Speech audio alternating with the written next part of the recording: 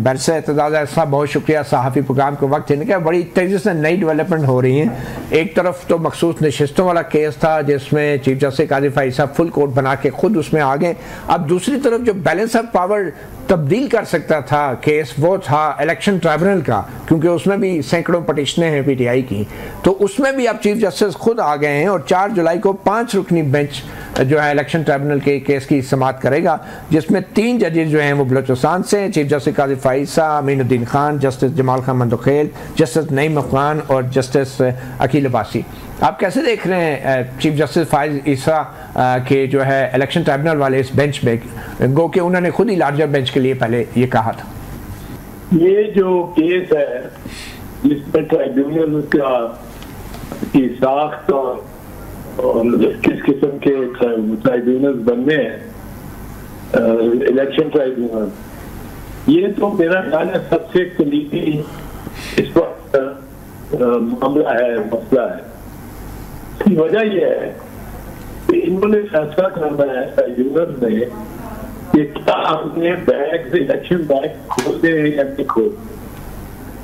ये supreme court ने बहुत से केसेस में ये कहा हुआ है कि रिकाउंट बार बार मांगते हैं कैंडिडेट, ये बार बार नहीं होना चाहिए। एक दफा कंसोलिडेशन हो गई, फॉर्म 47 बन गया, तो उसका एहतराम करना चाहिए और फाइनलिटी होनी चाहिए। इसमें मोस्ट रीसेंट केस 2017 में ख्वाजा मोहम्मद आसिफ वर्सेस उस्मान डार है, जिसमें ये ख्वाजा आसिफ के हक में फैसला किया गया, जैसा कि और भी बहुत से 3-4 केसेस हैं जिसमें ख्वाजा आसिफ के हक में फैसला आता रहा है। इसमें इन्होंने ये कहा सुप्रीम कोर्ट ने कि आप ये उजलत में बैग नहीं खोल सकते, चाहे कुछ भी उसमें खराबी हो। ये 2013 से इन्होंने शुरू किया। 2013 की इलेक्शन जिससे मैंने एक रिसर्च करके और किताब भी लिखी और शो किया एक हल्के में किस तरह 264 बैग में से 145 की सील्ड थी नहीं, उसके अलावा बाकी जो 119 थे, उन 119 में भी कोई डॉक्यूमेंट, इलेक्शन का डॉक्यूमेंट नहीं था जो इलेक्शन के डॉक्यूमेंट्स होते हैं। मिसाल के तौर पे वो जो बैरिस्टर साहब कथा कलामी माफ बैरिस्टर साहब, सवाल यही पैदा हो रहा है कि इलेक्शन ट्राइब्यूनल वाला जो आईनी सवाल है सुप्रीम कोर्ट के सामने इस वक्त, वो यही है कि क्या जो नया कानून आया है उसके तहत रिटायर्ड जजों को ट्राइब्यूनल का सरबराह लगाया जा सकता है या नहीं, और क्या जो पुराने वाले जजेस हैं, जो हाई कोर्ट के जजेस हैं, उनसे मुकदमात लिए जा सकते हैं, मुंतकिल किए जा सकते हैं इलेक्शन कमीशन की तरफ से। तो ये कितना अहम है, बैलेंस ऑफ पावर को क्या ये इफेक्ट करेगा पार्लियामेंट में? देखो मतीउल्लाह, मेरा मानना ये है कि हर मुस्लिम लीग नवाज का हर वो MNA जो पंजाब से मुंतखब हुआ है, उसके सहन में, उसके आंगन में एक लाश दफन है, और वो उस लाश को छुपाने के लिए, मख्फी रखने के लिए, बहस में ना लाने के लिए हर कोई कोशिश कर रहा है। और वो या भी ये चाहता है कि 1 साल के बाद जब इन लाशों को सबको दफन करने और जाया करने और डिस्ट्रॉय करने का कम वक्त मिल जाएगा इलेक्शन कमीशन को, तो उस वक्त ये लाशें गायब कर दी जाएगी।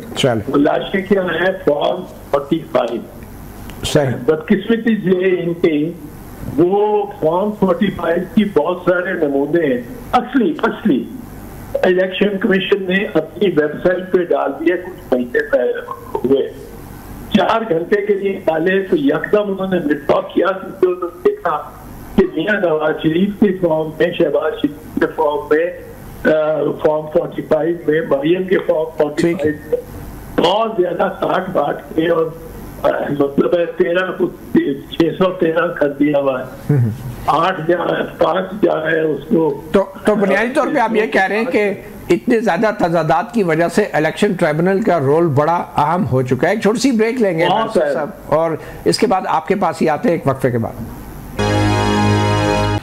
Welcome back. Barrister Aitzaz Ahsan साहब, आज मखसूस नशस्तों के केस में की जो समाअत फुल कोर्ट में हुई उसमें जस्टिस अतम अल्लाह बार बार एक बुनियादी नुक्ता उठा रहे हैं, वो हम थोड़ा सा सुना देते हैं फिर आपकी तरफ आते हैं। There has been a grave constitutional violation by excluding a political party on the basis of misinterpretation of the provisions and a judgment of this court. So now, indirectly, this apex court would be validating a grave constitutional violation and thus invoking the doctrine of necessity again. Now, this is not an ordinary 185 litigation. It relates to the rights of the people, particularly those who by now is very clear have been disenfranchised by an unconstitutional interpretation by a constitutional body, and you want this court to validate it.